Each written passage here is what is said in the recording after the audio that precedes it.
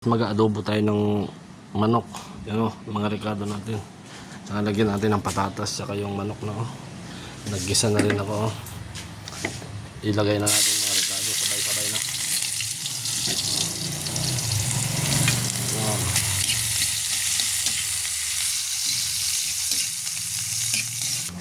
So ilagay na natin itong manok. Gigisa natin, adobo natin.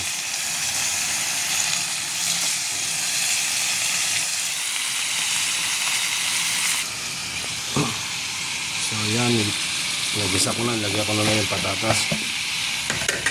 Lagyan na natin ng konting tubig para lumambot. Yan, patutuyuin natin yan.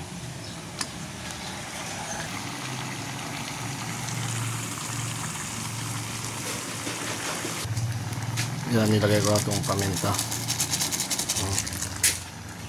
Lagay na natin itong oyster para lumapot siya. Patutuyuin natin yan. Tapos lagay na natin toyo dato. Yan. Lagay na natin itong magic.